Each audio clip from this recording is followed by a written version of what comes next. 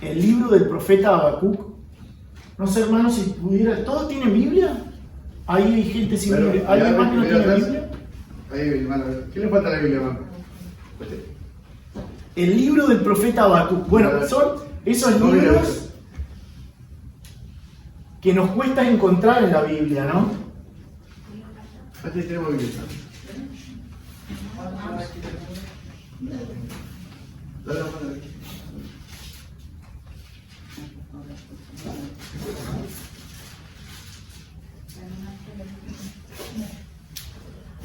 Vamos a iniciar este estudio en este profeta menor. Los profetas menores son de esos libros que nos cuesta encontrar en la Biblia. Siempre enseño a mi familia que conviene dividirlos en 3 bloques de 4, porque son de los que menos repasamos en la Biblia. Nos cuesta y nos gusta mucho leer los Salmos, otra cosa. Pero bueno, está en el segundo bloque de profetas, Jonás, Miqueas, Nahum, y el cuarto es Habacuc. Vamos a leer del capítulo 1, vamos a leer los versículos del 1 al 4, y del capítulo 2 vamos a leer del 1 al 4 también. ¿Todos tienen el libro del profeta Habacuc? Ahí está Robert. Adelante de los Salmos.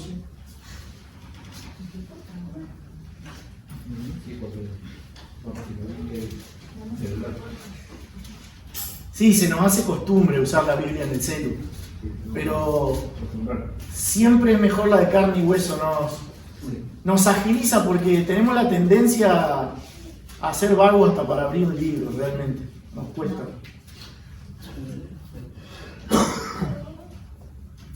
El libro del profeta Habacuc. Bueno, esta serie se va a titular, son 2 sesiones, con la ayuda del Señor, la fe en tiempos de crisis. La fe en tiempos de crisis. Quizá hoy viniste con muchas ideas diferentes aquí, un lugar extraño, si es la primera vez que llegás. Ideas diferentes acerca de Dios, o tal vez sin saber mucho acerca de la fe, o cómo funciona realmente el mundo espiritual. Quizá venís de otra iglesia o has ido a otros lados. Bueno, acá no enseñamos opiniones, ni tradiciones, ni cuestiones humanas, ni ideologías, ni experiencias, ni queremos mover tu emoción. Acá tenemos la convicción de enseñar la palabra profética más segura, dice el apóstol Pedro, la palabra de Dios. Acá creemos que la palabra de Dios es la única verdad que no cambia, la única voz en la que podemos confiar, porque es viva y eficaz, dice el libro de Hebreos.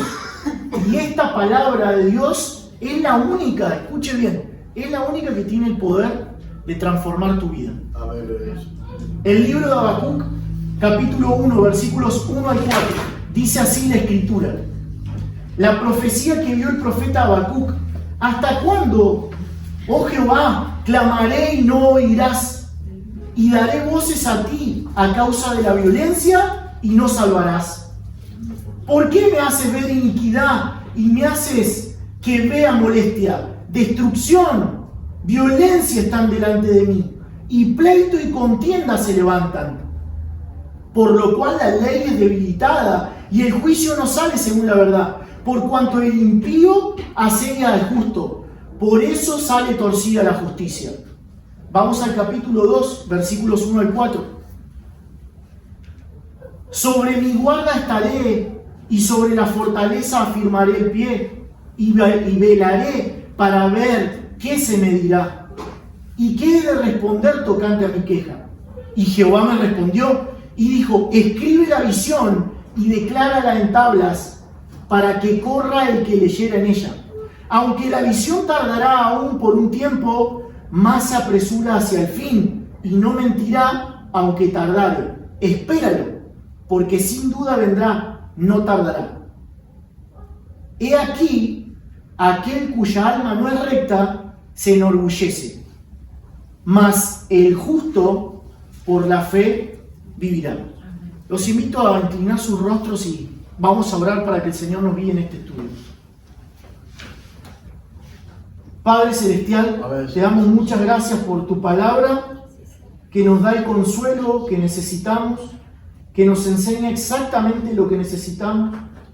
Te rogamos que tú uses tu palabra en esta noche, que traspase nuestros corazones, no importa cómo hayamos venido, que nos hagas conforme a Cristo y nos des vida a través de tu verdad. Tu palabra es la verdad. Vivifícanos en ella, Señor, porque te lo pedimos en el nombre de Jesús. Amén. Amén. Muy bien, la fe en tiempos de crisis. Personas que no hayan estado atravesando tiempos de crisis es algo utópico, es algo que no existe. Todos atravesamos crisis en mayor o en menor manera, pero vivimos sumidos en un mundo caído, rodeado de pecadores y nuestro pecado en nuestras espaldas, el hombre viejo que aún mora dentro nuestro. Entonces, vivimos tiempos de crisis.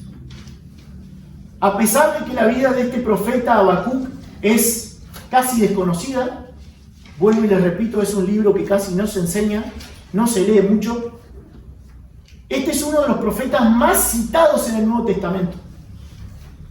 Hoy vamos a repasar la vida del profeta Habacuc desde esta perspectiva, que pienso que va a ser de bendición para todos los que estén aquí. ¿Cómo tener fe en los tiempos de crisis?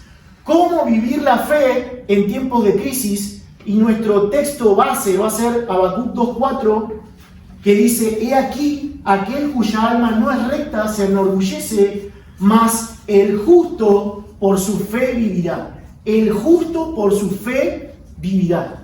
¿Cómo es vivir en la fe de Dios? ¿Y quién mejor que Habacuc para enseñarnos acerca de este tema? Ya que su vida se desarrolló en medio de un contexto de profunda crisis, no en un solo aspecto. Puede que tu vida hoy tenga una crisis en algún aspecto, puede ser económico, problemas de salud, problemas familiares.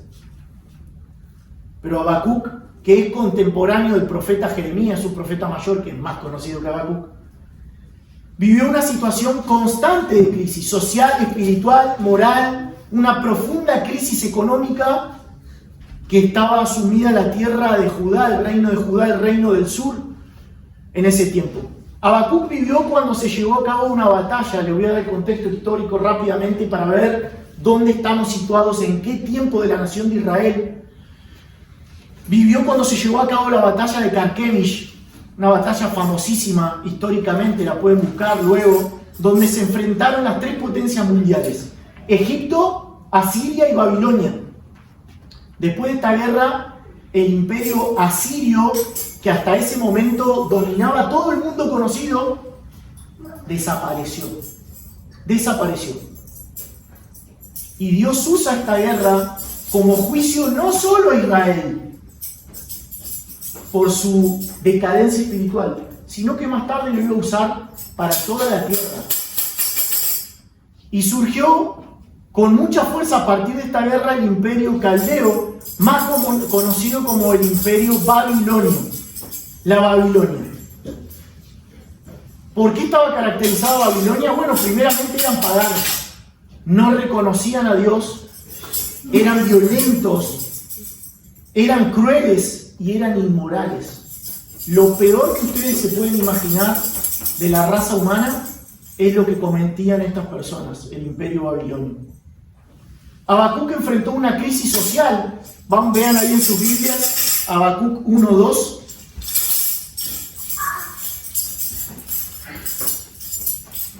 Este profeta le va a hacer varios reclamos, pero a diferencia del resto de los profetas que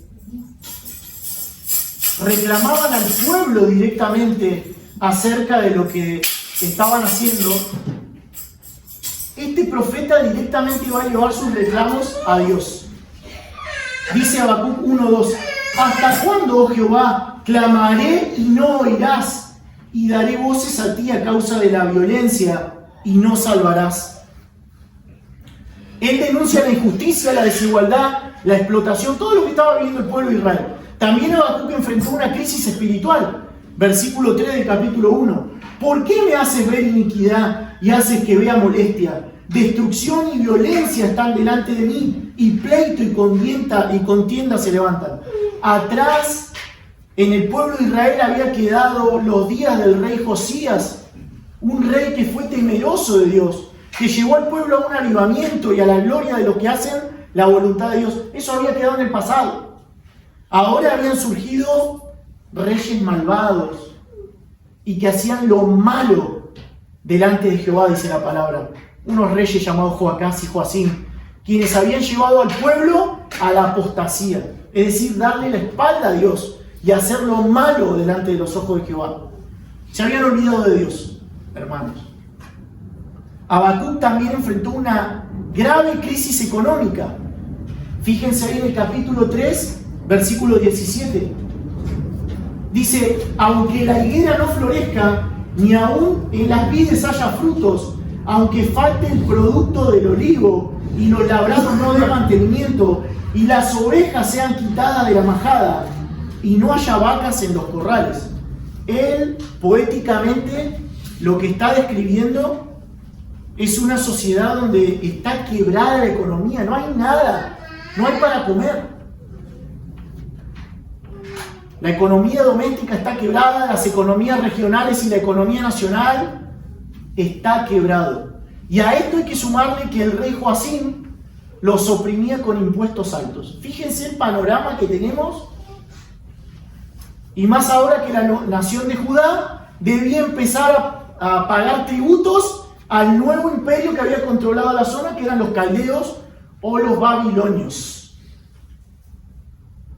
Bien, frente a todo este panorama oscuro, nada agradable es que el profeta levanta su queja, pero a diferencia del resto de los profetas que ustedes van a ver a lo largo del Antiguo Testamento, este profeta no le habla al pueblo de Israel.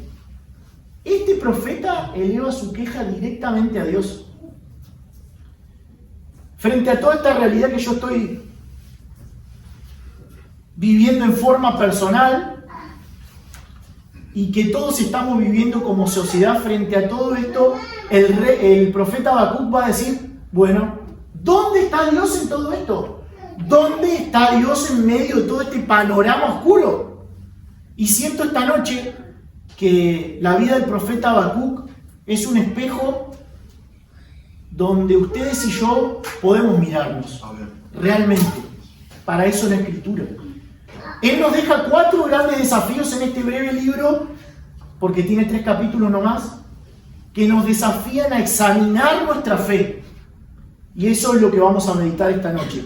Primer desafío: cómo aprender a dudar sin renunciar. Segundo desafío: cómo aprender a esperar sin desesperar. Y tercer desafío: cómo aprender a confiar sin desmayar. Pero hay un cuarto desafío, el más importante, que vamos a ver esta noche. Sin esto, todo lo demás es imposible. ¿Dónde está puesta mi fe? ¿Tengo la fe que salva realmente? La Biblia tiene una prueba para saber si uno está en la fe correcta, y de no ser así, poder revertir la situación antes que sea demasiado tarde, hermanos.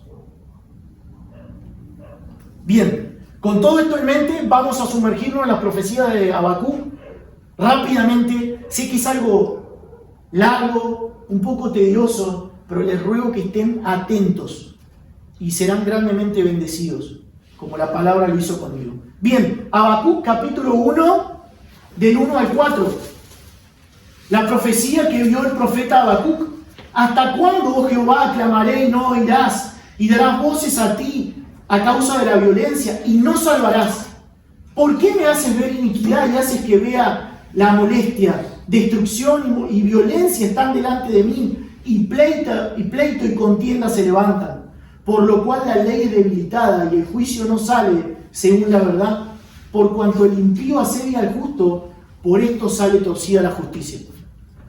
El profeta Habacuc está diciendo: Señor, ¿hasta cuándo gritaré pidiendo ayuda sin que vos me escuches? ¿Hasta cuándo clamaré a causa de la violencia sin que vengas a librarnos? ¿Por qué me haces ver tanta angustia y maldad? Estoy rodeado de violencia y destrucción. Por todas partes hay pleitos y luchas. ¿No les parece conocido cuando encendemos el noticiero a la hora del día que sea? Versículo 4. No se aplica la ley, se pisotea el derecho, el malo persigue al bueno y se tuerce la justicia. Miremos atentamente estos versículos y vamos a ver que él comienza con las dos preguntas más comunes que todos nos hacemos en los tiempos de angustia y dificultad. ¿Cuáles son esas preguntas? ¿Hasta cuándo? Verso número 2. ¿Hasta cuándo? Y la que más nos hacemos todos, versículo 3. ¿Por qué? ¿Por qué? ¿Hasta cuándo? Él le pregunta a Dios, ¿hasta cuándo va a durar esta situación? Y fíjese, ¿hasta cuándo voy a tener que soportar esta injusticia? ¿Hasta cuándo voy a sentir que el Señor no me escucha? ¿Sabe? Debemos entender que seguir a Jesús significa muchas veces tener que caminar con oraciones que aún no nos responden. Y esperamos y esas oraciones todavía no son respondidas. Con tiempos de esperas, con tiempos de preguntas, como esta que hace Habacuc, ¿hasta cuándo? ¿Hasta cuándo? La otra pregunta que él se hace es aún más profunda y creo que todos nos sentimos identificados. Si somos sinceros delante del Señor, nos hacemos esta pregunta. ¿Por qué?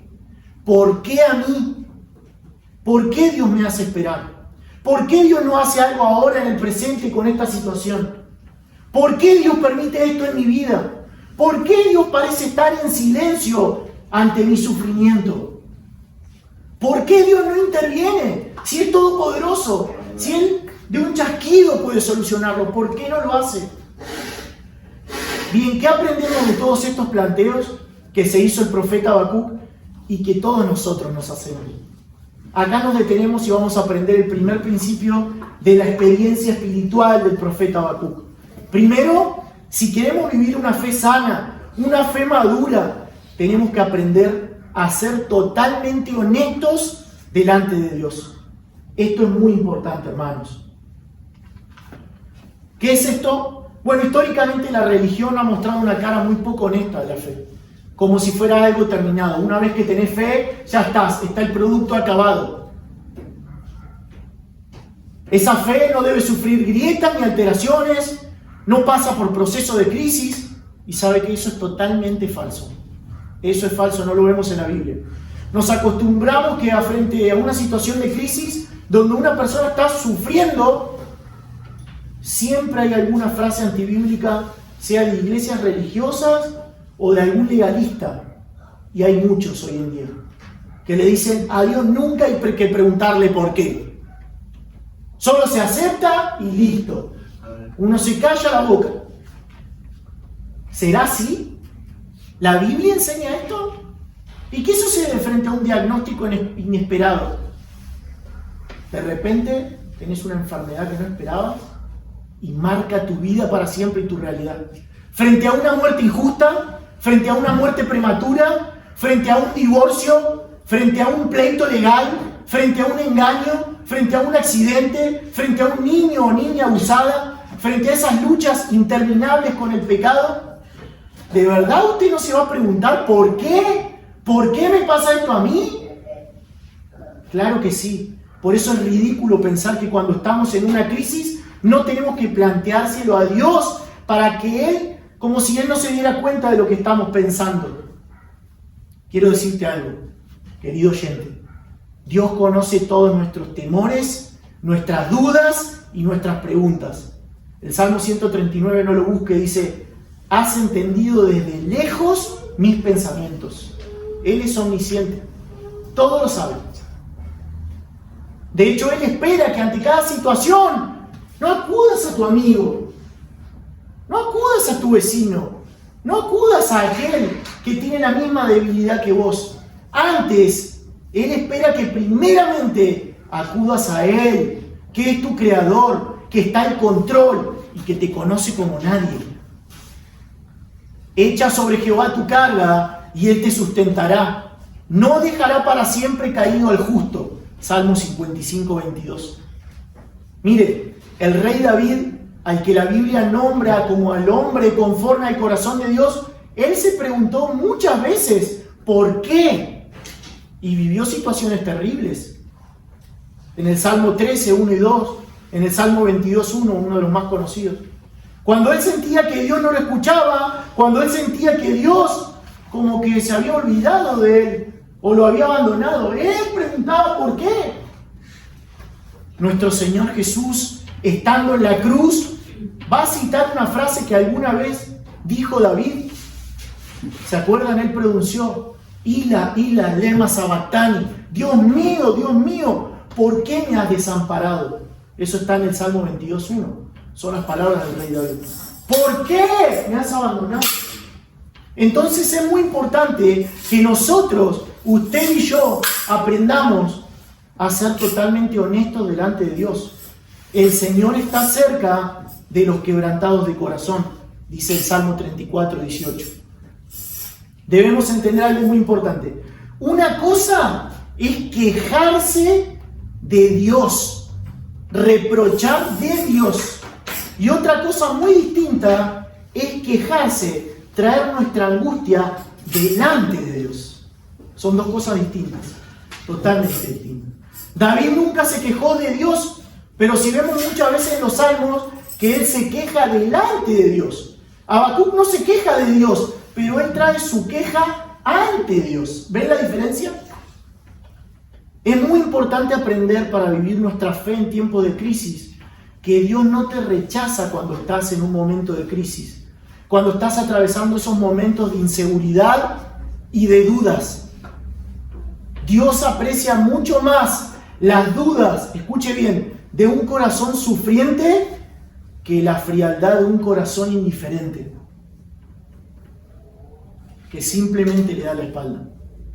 Para explicarlo de otra forma, el reformador Martín Lutero decía: hay más fe en una duda honesta que en la mayoría de lo que dices creer, porque no lo llevamos a la práctica. Para poder sostener nuestra fe aún en los tiempos de crisis, dice Habacuc, tenemos que poder admitir que ser discípulos de Cristo es aprender a caminar con nuestras luchas y también muchas veces aprender a luchar con nuestras dudas. Abraham fue el padre de la fe, pero en un momento también dudó.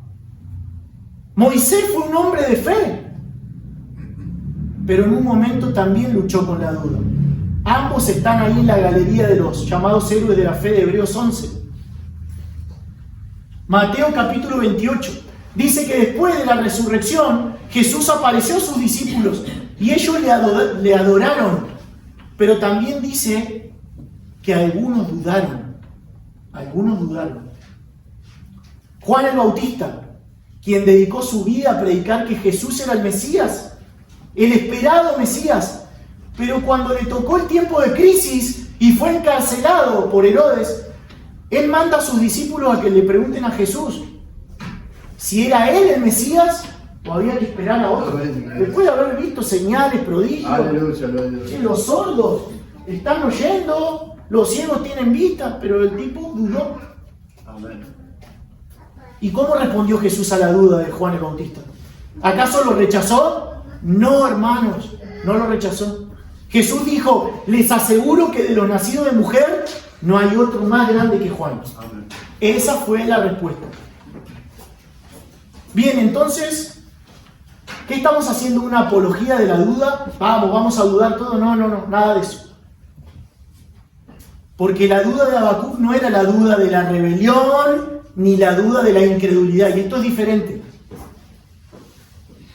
Habacuc está dispuesto a escuchar a Dios, y esta es la gran diferencia. Escuche bien, la duda hace la pregunta, pero la incredulidad no quiere escuchar la respuesta. Se lo repito, la duda hace la pregunta, pero la incredulidad no quiere escuchar la respuesta. Ahí en Juan 18:37, Jesús es llevado ante Pilato, el procurador romano, y Jesús dice: yo fui enviado a dar testimonio de la verdad. Y Pilato lo mira y le dice: ¿qué es la verdad? Y se da vuelta y se va. No espera que Jesús le diga. No quiere escuchar la respuesta. Esta es la gran diferencia. Habacuc está dispuesto a escuchar la respuesta de Dios. Y él va a decir en el capítulo 2, versículo 1, fíjense: sobre mí guarda estaré y sobre la fortaleza firmaré el pie y velaré para ver lo que se me dirá. ¿Y qué me ha de responder tocante a mi queja? Habacuc dice, ya te presenté mi queja y ahora voy a estar muy atento esperando tu respuesta y aceptaré tu respuesta. Bien, para cerrar esta enseñanza, debemos saber que en la cultura hebrea cada nombre tenía un profundo significado. Los nombres de los profetas, todas las personas que Dios usó, su nombre tiene un profundo significado. El significado de ese nombre estaba ligado a la misión, al mensaje que ese profeta tenía que dar. Bueno, bien, ¿qué significa Habacuc? Muchos comentarios bíblicos dicen el que abraza, otros dicen el que lucha. Y en realidad, si uno va al original hebreo que está escrito en el Antiguo Testamento, son las dos cosas. Son las dos cosas, tanto el que lucha como el que abraza. Es una expresión polisémica, se llama, tiene varios significados. El brazo se usa para abrazar, pero también los brazos se usan para luchar. Cuando hay una lucha generalmente es abrazado. Por eso ambos significados tienen sentido y en ambos sentidos vamos a entender la experiencia de Habacuc. ¿Y qué tiene importante esto? Porque Habacuc es por un lado el que lucha, el que reclama, pero por otro lado el que se abraza. Es decir, cómo él logró sobrevivir a ese momento de crisis, cómo él pudo mantener firme su fe. Y acá está la clave. La respuesta es que él luchó, pero él nunca se soltó de Dios. Habacuc aprendió a luchar sin soltarse de Dios. Debemos aprender a aferrarnos a Dios para no perdernos en medio de nuestras crisis. ¿Cuál es la tendencia nuestra cuando tenemos una crisis? No tengo ni ganas de ir a escuchar la palabra, no tengo ni ganas de ver al hermano que me va a venir a sermonear, no tengo ni ganas de poner una alabanza en la tele, nada. Habacuc pudo superar esa gran crisis que atravesó porque él luchó, pero abrazado a Dios.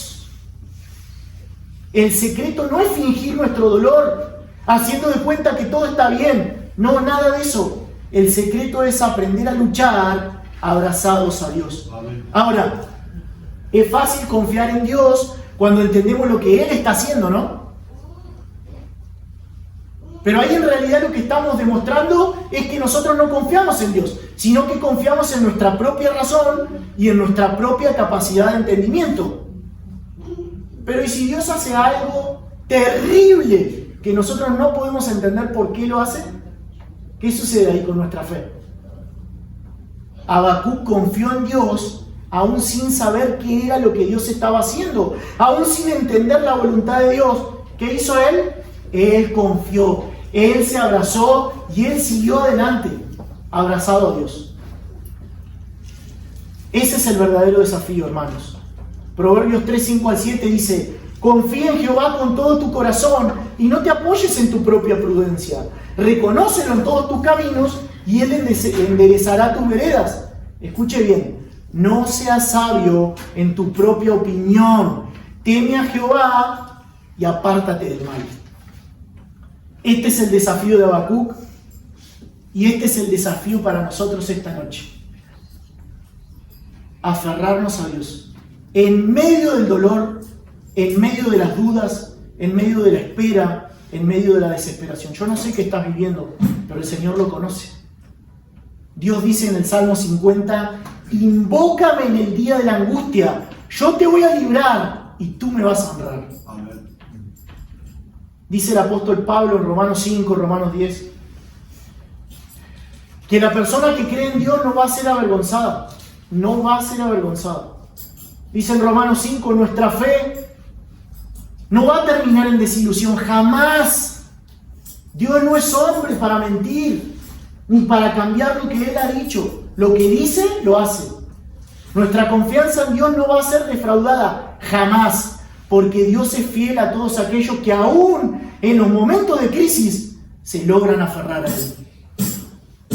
Así que, amados hermanos, esta es la enseñanza que esta noche nos regala la palabra de Dios. Hemos visto los 3 primeros desafíos y quiero decirle, en vez de aferrarte a esas dudas, duda de tus dudas, llévalas a la palabra y ten fe.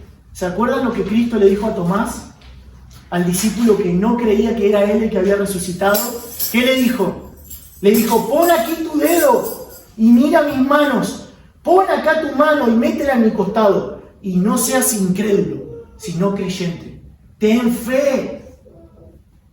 Que a través de cualquier circunstancia que estemos pasando, que podamos atravesar y que no la estamos entendiendo, que no entendamos lo que Dios está haciendo. En vez de separarnos de Dios y que eso nos lleve a una actitud de rebelión y de rechazo que nos lleve a tomar el camino que tomaba Habacuc. Voy a luchar, pero abrazado a Dios. Amén.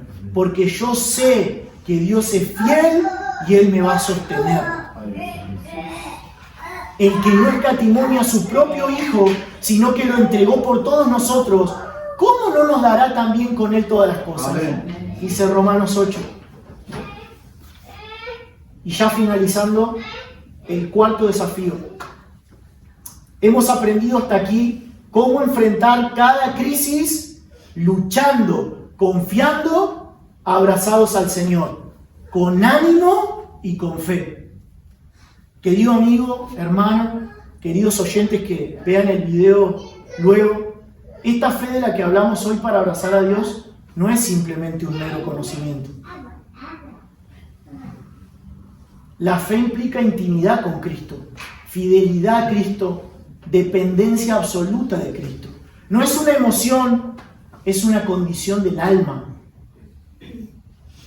Si todo lo que hablamos hoy sobre la fe que abraza a Cristo, vos con un corazón sincero delante del Señor, ¿sentís que no está en vos? La Biblia nos llama a autoexaminarnos. Y ahora sí les invito a que abran en 2 Corintios 13:5, un ratito nada más, ya estamos terminando. 2 Corintios, ahí en el Nuevo Testamento. Luego de Romanos está 1 Corintios y luego 2 Corintios. 2 Corintios, el capítulo 13.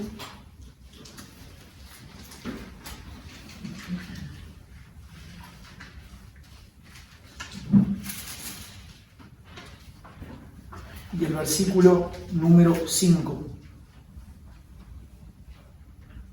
¿Todos llegaron? Amén. 2 Corintios 13:5 dice: examinaos a vosotros mismos si estáis en la fe. Probaos a vosotros mismos. ¿O no conocéis a vosotros mismos que Jesucristo está en vosotros, a menos que estéis reprobados? ¿Tienes la fe salvadora? ¿Cómo yo sé si soy un verdadero cristiano o si simplemente pienso que soy cristiano?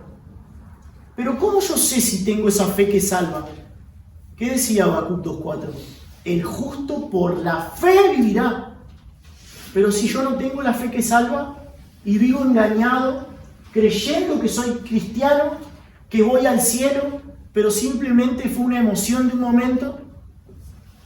Bueno, hay una evidencia clara y está en Efesios 1:15. Los que puedan llegar, llegan, los que no escuchen atentamente. Efesios 1:15 dice: por esta causa también yo, habiendo oído de vuestra fe en el Señor Jesús y de vuestro amor para con todos los santos, habiendo oído de vuestra fe en el Señor Jesús. Esta es la base de todo. Esta es la base de todo. Tener una fe real, una fe presente hoy en Cristo, en el Hijo de Dios, en el Salvador. Y qué importante es esto, hermanos y amigos.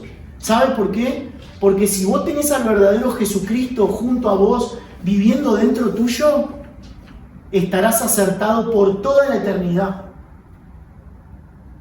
Pero si tenés a Jesucristo equivocado, al que vos mismo creaste para sentirte conforme, vos seguirás equivocado toda la eternidad. Y esto es algo muy serio.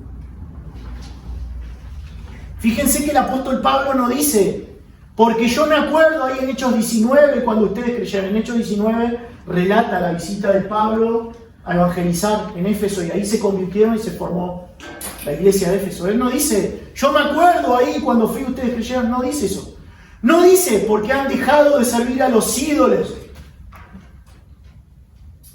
No dice porque yo me acuerdo cuando levantaron las manos en medio de las luces y las canciones bonitas e hicieron una confesión de fe. No dice eso. No dice porque ya no son católicos. No dice porque ahora tienen una Biblia en su casa. No. No dice nada de eso. Él dice, yo doy gracias a Dios porque he oído que ustedes tienen ahora, hoy presente, una fe real en el Señor Jesucristo. Esta es la evidencia, amigos y hermanos. Jesucristo es y siempre será, escuche bien, la línea que divide a toda la humanidad. ¿Cuántas personas hay que dicen creer en Dios? ¿Cuántos conocidos dicen creer en Dios? Pero eso no es suficiente. Jesucristo es la línea que divide toda la humanidad. Todos debemos responder a Cristo, el Hijo de Dios, si estamos en vida o aún seguimos muertos. Esa es la evidencia de una verdadera conversión. Esa es la fe que tiene el justo. Cristo es el camino y la verdad y la vida. Él es la puerta estrecha. Él es el pan de vida. ¿Lo tienes o no lo tienes? Amén, gloria a Dios. Una fe salvadora incluye 3 elementos. Primero, entender. ¿Entendemos? Si yo no entiendo, yo no puedo confiar. Miren, hermano, la Biblia tiene poder en sí mismo, pero si usted no la entiende, no hay poder. Jamás serás transformado. Segundo elemento de una fe salvadora, estar de acuerdo. Estar de acuerdo con lo que aquí se dice, con lo que la Biblia dice. Una persona puede entender una enseñanza, pero aún así rechazarla. Por ejemplo, la Biblia enseña que todos nosotros, todos, desde el bebé hasta el anciano, por naturaleza somos pecadores, malvados. Nacemos, hemos sido concebidos en pecado. Y así, si nos quedamos en esa condición, merecemos toda la ira de Dios. Y cualquier persona puede leer la Biblia y entender esto, porque toda la Biblia lo demuestra. Pero aún así puede decir, yo no lo creo. Yo no creo que Dios sea un Dios de ira. Y tampoco creo que yo sea tan malo. Yo le voy a decir una cosa, hermanos. Si no fuera por la gracia común de Dios, aquí tendríamos muchos Hitler y Bin Laden. Usted no es mejor que Adolf Hitler. Es la gracia de Dios que ha refrenado la maldad que hay en usted para que usted no llegue a ser un genocida. Bueno, esa persona entiende lo que la Biblia dice, pero no está de acuerdo. Para tener la fe que salva, hay que entender y hay que estar de acuerdo. Amén. Bien, entender y estar de acuerdo son partes de una fe salvadora, pero hay un tercer elemento: encomendarse. ¿Cuántas personas pueden entender la Biblia, estar de acuerdo y decir, yo creo que Jesús es el Salvador? Sí, pero ¿encomendaron toda su vida a Él? Una fe salvadora dice, yo voy a poner toda mi vida en las manos de Jesús, no importa lo que pase. Esa es la fe. Yo voy a depender totalmente y descansar en lo que hizo Jesús por mí. Mas el justo por la fe vivirá. El Señor Jesús. Esa es la clave. Debemos reconocer que no es una fe en general, sino una fe en una persona, el Hijo de Dios, el Señor Jesús. Jesús quiere decir Salvador. Yeshua es Jehová salva, el Salvador. Entonces es un reconocimiento de que yo soy pecador y necesito ser rescatado. ¿Y quién es el Salvador? Es el Señor Jesús el Salvador. Y escuche bien, la evidencia de un cristiano verdadero es: yo me encomiendo totalmente a este Jesús que es mi Salvador. Pero aparte de que es mi Salvador, también es mi Señor. Y yo me someto a Él. Y yo quiero seguirlo y quiero obedecerlo. Eso es un cristiano verdadero. Y lo que el Señor Jesús dice para mí es ley. Obviamente, no puedo seguirlo con perfección, pero sí tengo una dirección clara y una prioridad en mi vida: agradar a mi Señor. Ahora Él es mi amo, y hasta lo que yo sé, cuando hay un amo, uno es un esclavo y uno obedece a su amo. Hermanos, y por último, y con mucho respeto y mucho temor de Dios, quiero preguntarles, y me pregunto a mí esta noche también: ¿cómo está tu actitud hacia las cosas las cuales Jesús odia? ¿Hay cosas que Jesús odia? ¿Hay cosas que Dios aborrece? ¿Sí o no? ¿Cómo está tu actitud hacia esas cosas? Examínate, querido amigo. Aquí tienes la evidencia de un cristiano real, de la fe que salva. Si aquí esta noche hay alguno que ha escuchado y aún no tiene esa fe que salva, todavía no puede abrazar a Dios y atravesar con Él las pruebas y luchas abrazado a Él. Aún tiene que ser un hijo de Dios. Si tú quieres que Dios sea tu Padre y tu protector, tu defensa, tu refugio, arrepiéntete hoy de todo tu pecado y cree y confía solamente en Cristo para salvación. Y que vos también puedas decir junto a todos los cristianos, así como dijo Habacuc. Y él dijo al final de este libro: aunque la higuera no florezca, ni en las vides haya frutos, aunque falte el producto del olivo y los labrados no den mantenimiento, y las ovejas sean quitadas de la majada, y no haya vacas en los corrales, con todo yo me alegraré en Jehová y me gozaré en el Dios de mi salvación. Amén. Oremos. Padre, te damos muchas gracias por tu palabra. Señor, tu palabra es verdad. Úsala en cada corazón conforme a tu propósito, para tu gloria y para nuestro bien. En el nombre de Jesús. Amén.